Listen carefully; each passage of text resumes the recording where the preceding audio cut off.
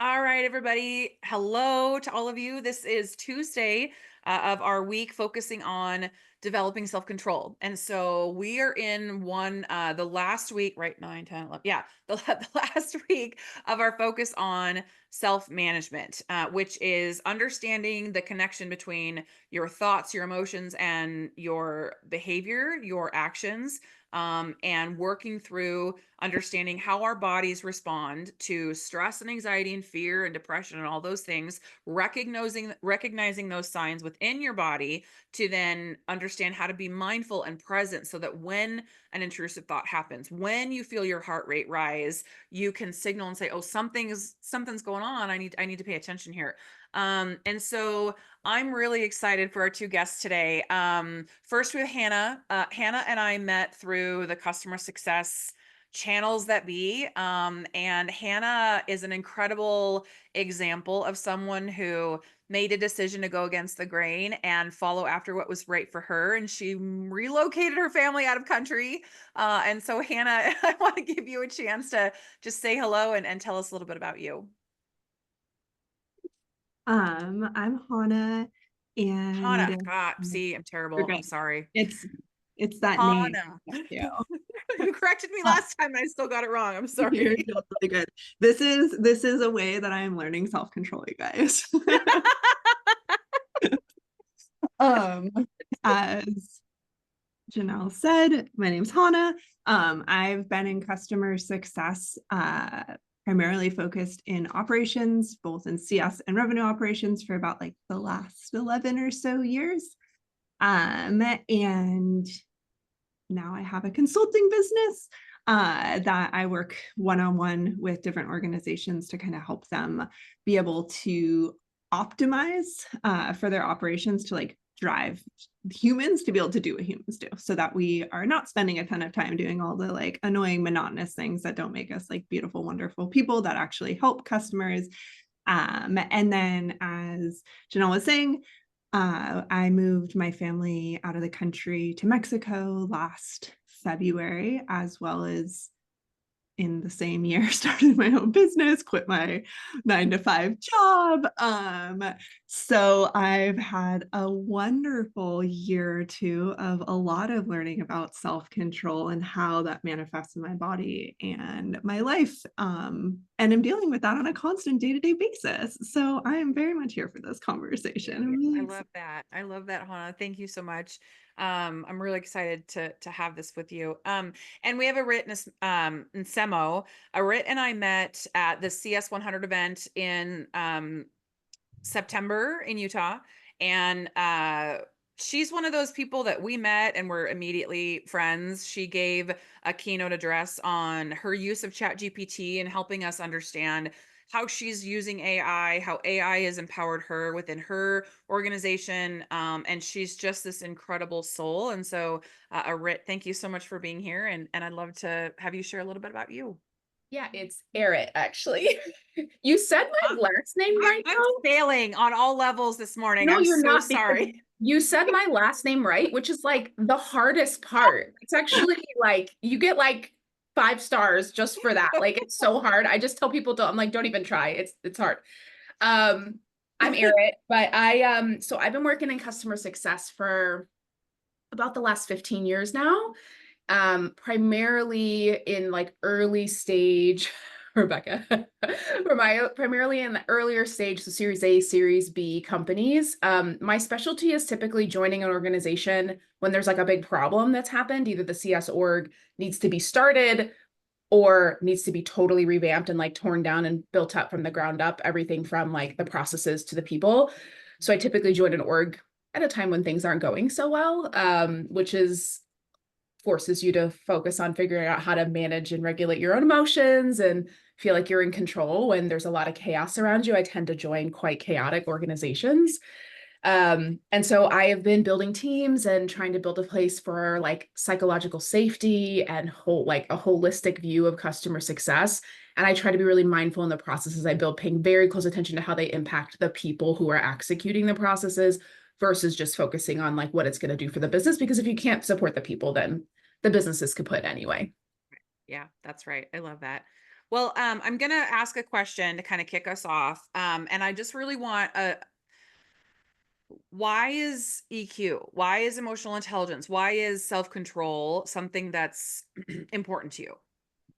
We could just bypass it, like, oh yeah, I kind of have self-control. Why is this topic something that you wanted to come talk about today?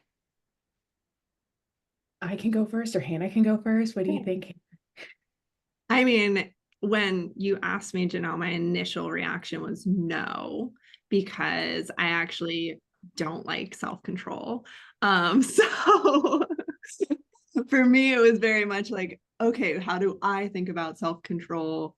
What does this actually mean to me outside of this like box that we put self-control in? And in talking about it a little more, I was like, oh, okay, yes, this like very much does resonate with me in how we think of emotional intelligence, how we think of understanding like our whole selves and like honoring different parts of those, but also showing up for the things that we need to show up for. And how does that kind of grow the next step that you're moving towards? What does that mean? Even when your body is like, don't do it, it's not right. Oh my gosh, all the things are happening. And so for me, my initial reaction was like, oh my gosh, you should not have me here. This is not a good fit. But I worked through that discomfort. I love that. Well, and you're here, Hannah, and I appreciate the willingness to talk about it, because it's one of those things, to your point. When you say self-control, your immediate is like, oh, I don't want to talk about that, right? Yeah. I don't want to highlight the areas that I might not have self-control. But when I talk about self-control under the lens of EQ, self-control is the result of emotional intelligence. Self-control isn't just, well, I should be on the treadmill every day, and if I lack self-control. It's so much deeper and bigger than that. Erin, I'm going to ask you the same question. Why is this on your radar as something that's important? So I can totally relate to you, Hannah, and being like, I don't want to talk about that. So I am a naturally very I wouldn't say flighty, that's not really the right way of describing it, but the way I view self-control and the reason why it matters to me is that my personality and the way that I operate and the way that I think about the world and engage with the world, I will tend to, if I don't have self-control and I don't have awareness, I will end up doing things by default. And I think doing things by default can be a really, really slippery slope. First of all, you're kind of letting the outside world totally dictate like every one of your next moves. Like if you live by default, you buy everything that Instagram tells you to buy. You go on these trips you don't need to go on. You are friends with people who aren't good for you and aren't in your life for good reason.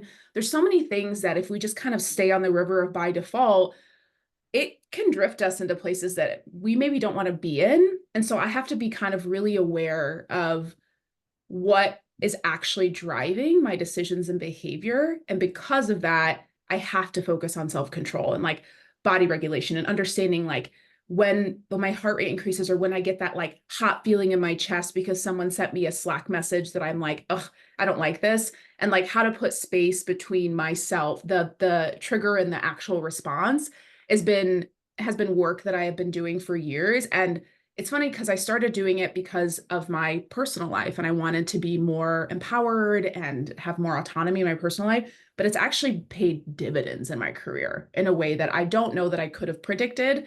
So yeah, that's my vibe with self-control right now. I love that. So I'm going to ask you guys to get personal right away. Um, not everyone is great at self-control. Not everybody has the ability to regulate. And I am one of those individuals who I've stepped in it myself by being too emotional or letting my emotions get the better of me at a work situation. And it's cost me. It's either cost me a relationship, it's cost me a customer, right. There are costs when we allow our emotions to dictate our behavior. So I'm curious if either one of you have a story where it cost you in a business professional setting. What happened and how have you learned and grown from that situation? Ooh. I have a more like recent one. Or not like within the last year or so.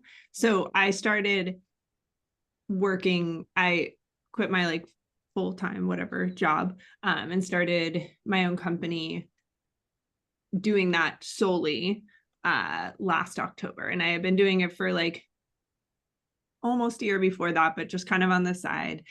And so now my main source of income is not my side hustle, or it is my side hustle, and it's not my 9 to 5 job. And I had clients lined up and was working, with like figuring out like, what's my capacity? What does this look like? How do I set this up?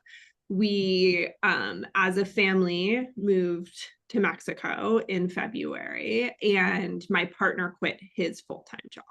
And so I'm now the sole provider for the family, as well as have had this crazy harebrained idea to move us fully out of the country, which not all members of said family were as excited about it as I was. So there was slight resistance. And so I was scared of, okay, how many clients do I need? How much do I really need to work? What does this look like? And so we moved in February, and towards the end of January, I was getting a lot more leads coming in, which is awesome. Great problem to have. But I was really afraid to say no. And I was afraid to like, okay, if I don't say yes to this person, what if I never get another customer again? And I was kind of in this sense of panic. And so as January ended and February approached, I think I had like 3 clients at the time. 2 were planning on rolling off in February. In February, they decided that they wanted to stay, which is awesome. And so I ended up, okay, now I have 3 clients. I also had other clients that had wanted to start working together in March that I had already signed proposals with. So I ended up with 8 clients, which for one person is insane. But I like physically couldn't say no, but I was also consistently in a panic about not being able to show up in the work that I was doing, also like in a big life transition moment. And so I was working a crazy amount and really, really stressed, super, super distracted, insanely exhausted. But I was really, really afraid that if I started to set boundaries, that those boundaries would result in like nothing working ever again. That if like somebody wants to work with you, always say yes. And I never been in that situation before, whereas like when I've been in, ops roles, my superpower is no, and saying no, like in order for us to like actually get this strategic goal done, in order for us to do the thing that we really, really, really want to do, we can't do all the other things. We have to focus on this. And that was something that forever I like would come back to, I resonate with, I would pull into. And so I ended up for about the first 3 months of living in a foreign country, basically working all weekends, evenings, all the time, and learned through that for me, the fear of scarcity and the fear of not being able to provide and not being able to follow through with something that I really wanted to be successful. I wanted my work to work because that meant that then I can live here and I could create this life that I wanted to create, made it so that I actually couldn't live the life that I wanted to for like the first 4 to 5 months of being here. And so through that, as clients started to roll off, as I started to become more aware of like the actual clients I want to work with, the actual problems I want to solve, and not being so terrified of saying no, I've started to become better at this. And now it's still a thing. Like anytime I start to kind of get into those phases of, okay, like I have openings coming up, I'm going to start to take on more clients. What does that look like? I sit in this like soup of panic of, oh my gosh, like what if there aren't more clients? What if there's too many? What if I don't get good projects? The whole gamut of things. But what I've learned from that and what I'm doing now, like in those moments of like literally all I tell myself now, and it's mostly in the shower because I feel like that might be the only time I'm alone. And sometimes it's not either the only time I'm alone. No judgment. I think a Yeah, lot of the us kid in think there you're who's, productive in got, the shower other than clean. yeah, like I'm like, that's my thinking spot apparently. Yeah. But I'm in there and I'm like, thus from, because I'm very much a data person, thus far the data tells me that like this will work. If I look at all the data inputs, if I look at this and I extract this like deep feeling of like, I don't know if I'm good at this. I don't know if people want me. I don't know if I can show up. I don't know if I can, what all those things. If I can say, okay, Hannah, thus far you've been doing this for almost 2 years. At no point has there been a famine. And your fear of a famine makes it so that you can't show up in the way that you really, really want to in those times of like success. And so I literally was in the shower the other night because I have a big fractional client that I'm working with, and they're planning on signing a year contract, which is amazing. But they haven't signed it yet. Even though like I have verbal commitment. So I'm in the shower, I'm like, oh my God, what did it work? What did they fail? And then it was like, okay, thus far, every single quarter they have re-signed. They want to sign for a year because they don't want you working with a bunch of other people. They want you, like, take a breather. The data tells you that this is going to work. And I don't not feel that way anymore, but I'm also not making irrational choices. I'm able to say like, this, you got like, this will work. The data tells me this will work. And that for me has been like one of the biggest things of like, the data tells you this works. You believe in data. So like, finish washing your hair and it's gonna be okay. Watch that problem right out. Yeah, exactly. Like, all right. Musicals. Okay. I love that, Hannah. And I love that I want to highlight the fact that you're so advanced in your career. You're building your own consultant firm and you still go through these moments. And I want to highlight that that's being human. That is, you can have decades of experience under your belt and you're still going to struggle with those moments of fear and panic and what ifs and overwhelming. And I think the beautiful thing is to acknowledge and recognize it and find factual things. Again, what I say is if you have an intrusive thought, you hold it to say, is it true? Is it helpful? Is it uplifting? If all of those things are no, then we have to get rid of it. And instead we have to replace it with something positive. So, Arit, I'm going to, Arit, terrible. We'll get there. Arit, I'm going to ask you the same question. Do you have an experience you can share with us, similar? Yeah. So similar, different vein. In one of my last roles, there was a huge layoff on my team, which I think a lot of people have experienced. I was not impacted, but 70% of my team was gone. And so I went from 9 CSMs to 2, and I suddenly reported to someone totally different than who I was reporting to previously. And the person I was reporting to had been with the company for a while, did not have a customer success background, and was by and large like someone that I immediately, for lack of better words, I judged. I was like, you have nothing to teach me. You don't know customer success. I've been in this industry for, at that point, call it over a decade. And I just kind of stonewalled any real progress in terms of working with this new boss. And I was like, I would kind of be passive on our one-on-ones. I didn't take initiative on things. I didn't behave in the way that I normally would with a leader that I was really excited to work with. And it was all because I had these very strong preconceived notions of him just from the way that he had operated in the business previously, and snippets, right? I'd only ever seen snippets because I did not report to his org previously.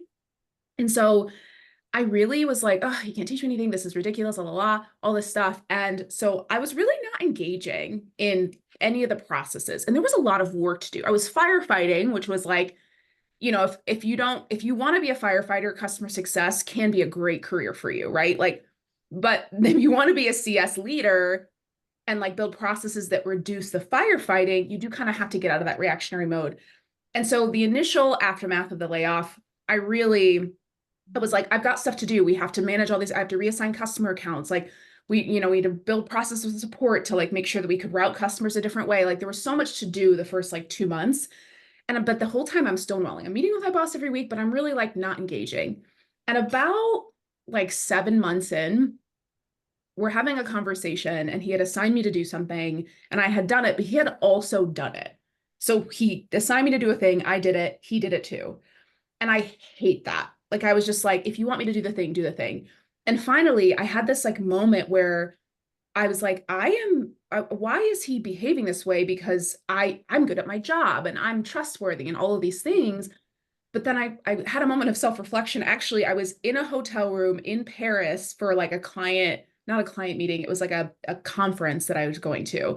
And I'm in this like beautiful little Art Deco hotel in Paris. And I had like an epiphany where I was like, oh my gosh, I this is I have to take ownership in some of this because I've not been controlling my reaction to this man. Like every turn I would like push against him or I would disagree with him outright or I wouldn't take his recommendations. I'm like, of course he doesn't trust me. And so I just said to him, I was like, I'm going to take a risk. I'm going to be vulnerable. And I was like, listen, I feel like you don't trust me to him. I was like, I'm not sure why. I'm guessing it has something to do with the way I'm behaving. Sorry, my dog is freaking out behind me. Like, I'm guessing it has a little to do something with the way I'm behaving, but I'm like, I'm not sure I trust you. And I just owned up. I was like, I'd only seen you operating in the business as part of a different business unit. I came in with preconceived notions. It all just kind of word vomited out of me. Mm. And he was like, okay, what can we do to build trust? And he took every piece of feedback I gave him. He was really receptive. He was actually very empathetic. And it turns out, in the end, honestly, one of the best leaders I've ever worked for. And I squandered like 7 months of potentially being able to learn and grow from this person who was more experienced than me in a lot of other areas, but not necessarily customer success. But I started to be able to bring things in from like a product lens and from a revenue operations lens and from all these lenses that he had that I was not viewing as helpful to me because I was hurt from the layoff and like sad that my team members were gone.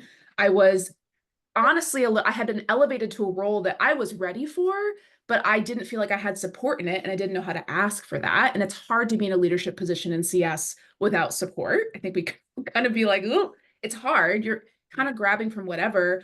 And so I totally devalued what he had to offer me in a way that really harmed me in the end.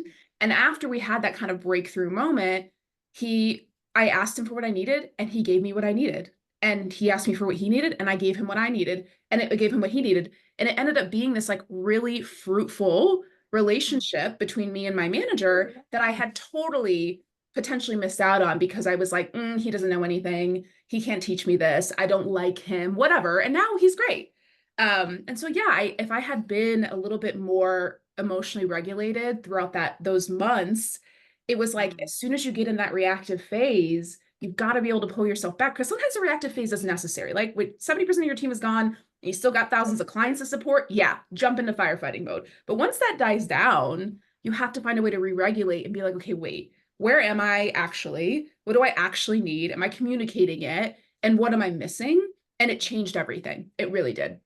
That's such an amazing story. And I also want to point out too that when we allow fear to drive us, it is never a positive result. Never. It's never a positive result. And so I think what you're kind of verbalizing here too is that like we let fear create this internal narrative that sometimes we don't even know we've created, right? Mhm. Being in that headspace of basically when you break down everything you were feeling, Eric, it was you were afraid and that fear created all of this narrative that you leaned into, right? And A, that's normal. B, I would say for you to recognize that, that's a really big step. And hopefully from that experience, right, you've flexed that muscle a little bit more. So now in the future, when you find yourself thinking through the same or feeling the same, you can go back to that moment and go, oh, wait, I remember this experience, right? So Mhm. let's shift a little bit and talk about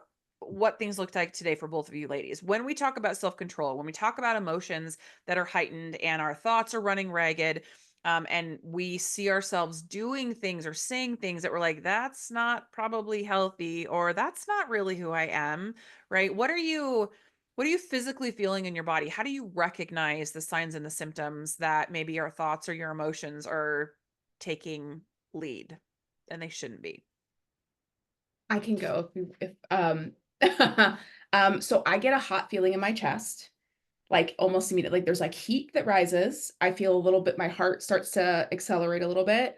And one of my telltale signs, so I have two core values that I live by, and they are balance and gratitude.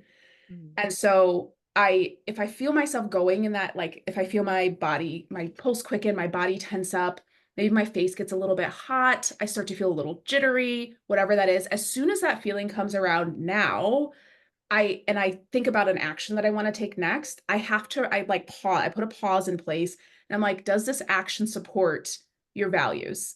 Like what you're about to do, like, is it supporting balance? Is it supporting gratitude? And I actually have a very recent example I got. Was working with my revenue operations team, which by the way, big heart on rev ops, like love rev ops so much. They're my favorite people in an org. And they gave me a projected churn forecast based off of a bunch of data. And this was the first time we'd actually had a data-driven churn forecast ever. And the number was so much higher than I was expecting it to be, just the forecast. And I got it on a Friday night and we're in annual planning. Like I literally saw this number at like 450 on a Friday. And I saw the number and I was like immediately hot, like chest pounding, like face flushed, like holy crap, this is literally going to the board next week. Like, this is a disaster. And then I stopped and was like, okay, it's Friday at 5 p.m. You're about to be offline for the weekend. If you start emailing things now and doing things now, you are not abiding by your value of balance. You're just not, Mm. because you need the weekend to rest, girl. Like, sit down. And so I just didn't respond to the email. And on Monday was so much more clear-headed, right? And so I just like, I felt it and I was like, ooh, don't do it. Don't, it's not time. It's okay. You don't have to do the thing. And yesterday, this happened last week. Yesterday, I like talked to the ops in the morning. We walked through and I was like, okay, I can come up with a plan for this. No sweat. But if I had responded Friday night, I would have just spiraled myself down and it would have been not good for anybody. Yeah, that's a really great story. And yet again, another great example of recognizing when your emotions are heightened and not in a positive way, probably good to take a step back. And I think that's one thing we've heard from most guest speakers is in any moment when emotions are heightened, don't react because those emotions are probably rooted in a thought that isn't necessarily healthy. And so Mhm. take a minute and I want to clarify this. That's not going to stop. We as human beings, the way our brains work, we are programmed sometimes to lean into the negative and believe the negative and get caught up in all of those emotions. And so I think it's really wise to identify, I'm not telling you not to think, I'm not telling you not to feel. You're going to go through that through the rest of your life. But the skills that you acquire through all of this EQ training that we've been working on says unequivocally, pause, take a breath, evaluate the thoughts you're having or the emotions or feelings that you're having, especially if your body's going nuts and telling you something's wrong, right? You have to pause and evaluate and be mindful and present with yourself in both places, in your heart and your head, to ask, what's driving this? Is this healthy? Is my response the right response? Do I need to take a breath and walk away? I love that. That's such a great story. Hannah, what about you? So for me, similar type of body reaction, but like how I've started to notice it like more. Let me say this differently. So I have an 8-year-old human child. um, and turns out they teach you a lot of things. Uh, and one of the things that like has helped me a lot in understanding like body feelings is that instead of identifying only when this feeling that I'm having in my body is being like sourced or attached to like a negative thing, is also recognizing when I feel that same thing in all situations. Mm. Because what I've realize, and at least like what helps me to know that like this is a chemical reaction of my thoughts that I am now experiencing in my body. And it really helps me to know that this literal same feeling is like the same feeling I have when like I'm done surfing and have like, well, every time I go surfing it's epic, but like that I'm like, oh, yeah, like, oh my gosh, you got it. Like it's the same feeling. Like my body is like, ooh, like, yes, all right. Like I feel jittery. My body feels warm. Like I want to like tell people about it. But I also feel that exact same way when I am in moments where I am scared or I'm unsure or I'm spinning out on thoughts. And I think for me, it helps me to remember that like this is a reaction to an external source. And that external source can be both like true and not true. So like for me, it's like, yes, I may have been like, I just ripped so hard. But the like reality of it is I probably looked like a freaking kook. And like nobody else was sitting on the beach being like, oh my gosh, that woman is incredible. Like, so like my internal body reaction is not the same that everybody else is probably getting. And so for me, lots of times, like when this happens, like I had an experience and I hadn't felt this in such like a visceral way in a work situation in a while, because it's been something that like really, really, really have been trying to work on for the last like 5 years. But I had one of the teams I'm working for, one of the CSMs slacked me. He had a question about a bunch of like stuff that have been built out. And, you know, when somebody asks me stuff, I'm usually like, hey, do you want to just hop on really quick? And I can just like walk you through this. And at that time, I had also been helping the same organization for, unfortunately, plan a layoff. And so the leader of this team had sent me this like PowerPoint presentation of like X's like through people's faces, you know? And so I was going through and trying to make it not be so like aggressive and a little bit less intense. And so I had that up on my screen and I also had the dashboard. And I get on with this guy and I'm like showing my screen real quick. And I'm like, cool, are you seeing like your CSP? And he's like, no, I'm seeing like some other thing. I'm like, oh, okay. And I like closed it down really quick and then like reshare it again. By the end of that meeting, I'm like sweating, like, and I'm like in it and I'm like, oh my God, did he see anything? Like, what was I actually sharing? Like, oh my God, like, I'm gonna get fired. Like, this is awful. The cat's out of the bag, like all these things. Don't think I ever shared anything. Like going back and like being like he was looking at my blank screen. The like thing that was on it was on another screen. Like it was a 5 maybe second thing. I could not stop thinking about it. I was like so churned up. And my first reaction was like, I need to get on the horn with this leader, like the SVP, immediately and tell him what happened, because I'm an honest person and I made a mistake and like this is how I show up. And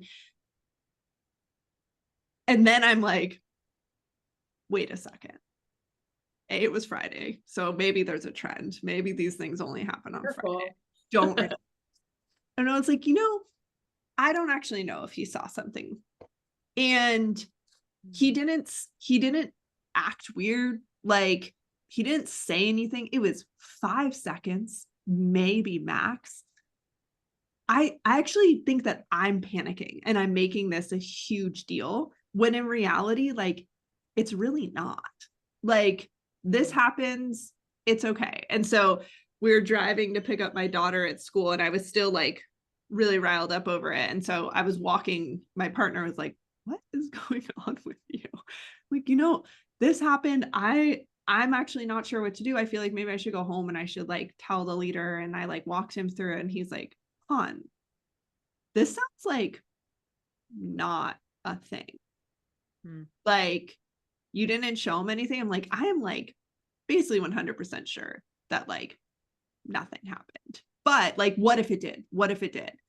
And so like he walked me back there and I was like, okay, I think I'm not going to do anything. And I meet with him on Monday and I'll see like how I feel then. Waited till Monday. By the time Sunday came around, I was like, this is okay.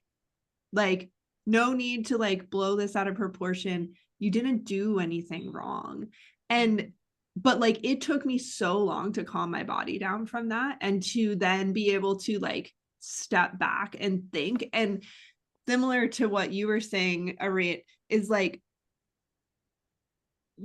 trying to balance like who you like the way that you want to show up and then also like the reality of what that sometimes means in different situations where it's like actually like this probably isn't like this might be just panic, Yeah. straight panic, like, and maybe this isn't as big of a deal as you think this is, but I also want to make sure that like I'm an honest and transparent person and I'm like showing up and I'm, you know, like self-aware and that I can take responsibility, but also then that causes like downstream panic for all these other people. And maybe this isn't a thing that like requires that to be.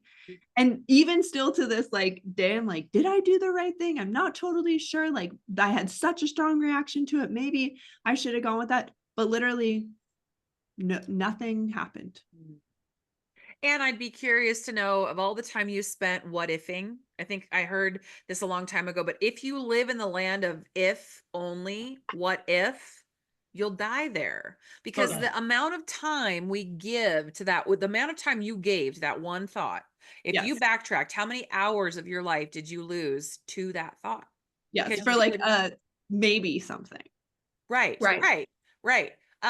So a question, and I want to make sure I'm asking the right person, but the question is, if you had been in this situation 10 years ago, how have you grown as a person to help you be better, to be in the better mindset to pause and hold off? Are we asking both ladies or are we asking one or the other? Erin. Okay, got it.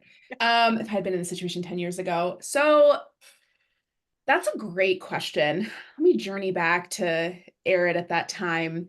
Um, I would say that I definitely didn't have, I would always say that I've showed up in professional settings with a degree of self-control. But the biggest changes I've made, like in the past 10 years, that have allowed me to create the pause moment, which is like the critical moment we're talking about here, has been therapy, lots of therapy. And also, I believe in mindfulness in the truest sense of the word, which is just like being mindful of what's going on around you and how your feelings are, either thoughts and all of that stuff. But I also really believe in body awareness. And so I'm a yoga teacher. And one of the biggest changes that I've made in the past 10 years is honestly practicing yoga, because it forces you, at least depending on the type of yoga you're practicing, but it forces me from a body perspective to find ease in things that can feel uncomfortable. Mm. So that has been like a through line in the past decade of my like personal growth journey and all the things I've been focusing on is like, how do I find ease when my muscles are screaming at me? Or how do I find ease when it feels like maybe my hamstring shouldn't be in that position? Like, right? Like things like letting your body know that it's actually okay to be in the situation you're in and that you're not actually in danger. Yoga has been a huge part of that for me. And so if this had situation had happened 10 years ago, no chance that I would have waited until Monday. Like, just to be clear, like 10 years ago, Erin was going to fire off an email to the RevOps person who, because she's a very kind, and to your point, Hannah, there's a knock-on effect to your reaction. And that's the other thing I've become much more aware of as I've gotten older is that if I had done the thing and emailed, actually, my RevOps person's name is Hannah. If I had emailed her and been like, hey, Hannah, I need this, need that, she would have responded to me and probably done the thing. And now I have eaten up her Friday evening because of my response. And then she maybe have sent an email on Saturday that maybe would have led into Sunday. And like, it's just a knock-on effect. And then we've all been talking about this churn number all weekend instead of relaxing. And that's what we needed to do. And so I also became much more aware of how my actions impact people around me, particularly once I became a leader in CS. Like when you're a leader in CS, you're really setting the tone. And so if I'm reactive and spouting off and we're sending emails late at night and doing all these things that are very like jittery and coming from a place of fear or from an intrusive thought, my whole team is impacted by that. I'm setting a culture for my entire team.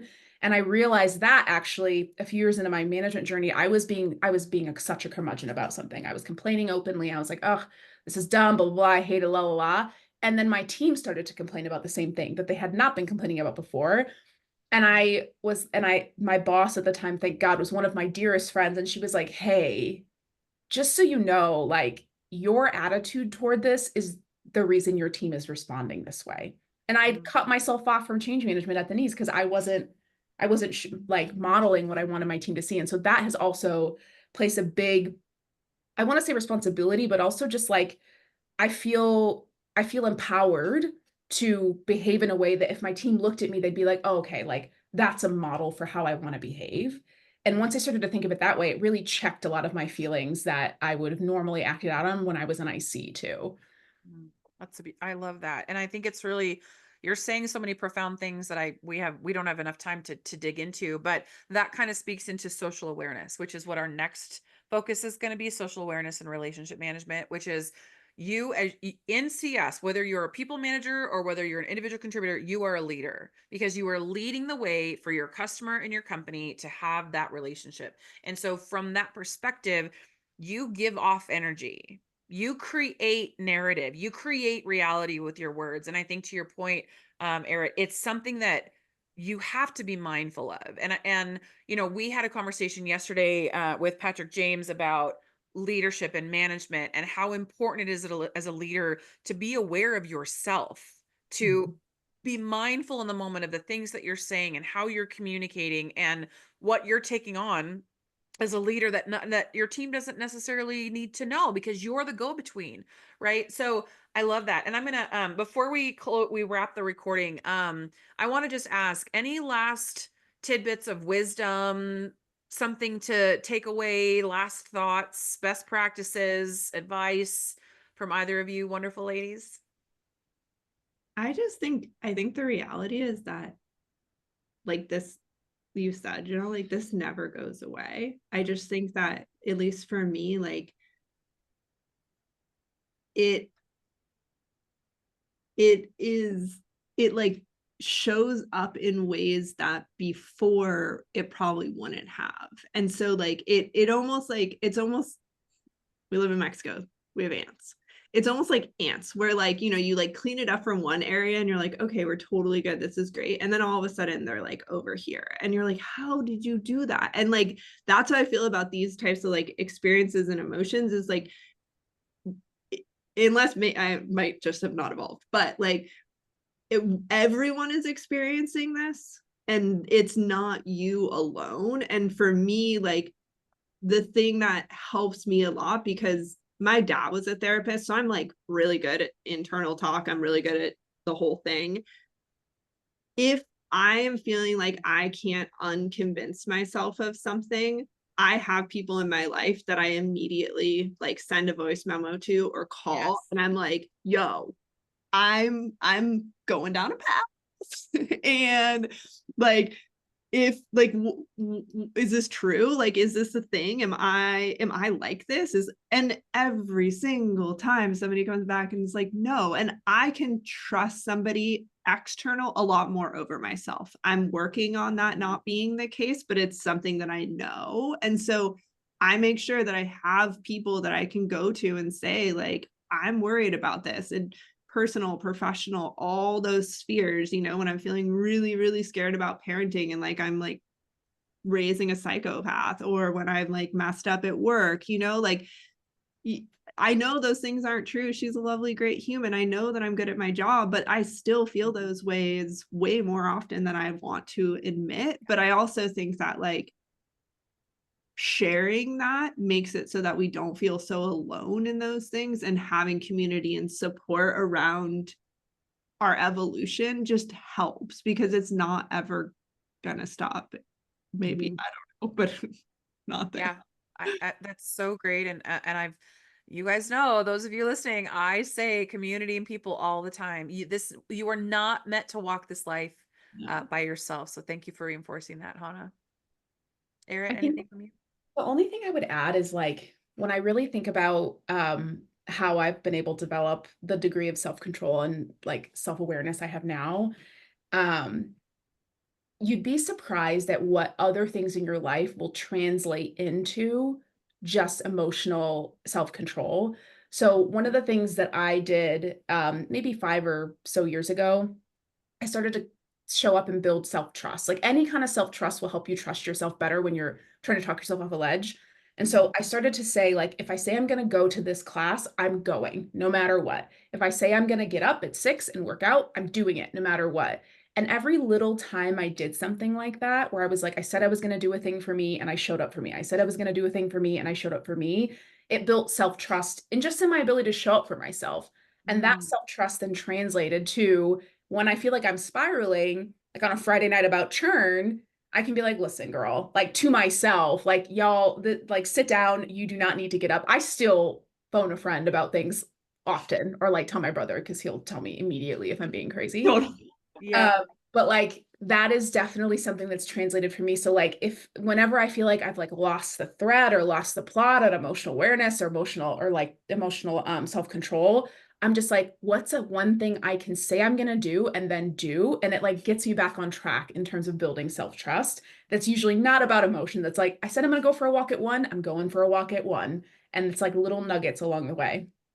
I love that. And that kind of speaks to what we talked about yesterday, which is goal setting, right? That when we say goal setting, I think our instinct is to go, oh, 5 years from now, I don't know. I don't know what I'm going to be in five, right? What I'm trying to even implement for myself is winnable, achievable. And you can say SMART goals. There's a lot of different acronyms that you can use, but I look at it as little tiny things that you achieve to reinforce to yourself, yes, I can. Yep. I made a commitment. I stuck with it. I not only fulfilled that commitment, but how great do I feel afterwards? And even if it's like, okay, today I'm going to eat clean, which is a big deal for me because I struggle with food. We all know that, right? So I have a goal every day to eat clean. And some days I win and I'm like, yeah, I'm so proud of myself. And other days I'm like, I go to bed and I'm like, I suck. What am I doing? Why do I keep doing these things? Right? It's so important to win, to reinforce to yourself that you are valuable. Yes, you can. You have the skills and the tools that you need. And life is not just this endless string of negative emotions and toxic people and difficult situations and stress and drama and right? So girls, I cannot thank you enough for your time today, for your transparency today. Thank you so much for your willingness to come and contribute. So I just want to say thank you so much. It was a Thank pleasure. you. Awesome. And if you want to get in touch, please do. You can find both these ladies on LinkedIn, and I'm sure they would be happy to connect. So I'm going to go ahead and wrap our recording and say I can't wait to see everybody next week.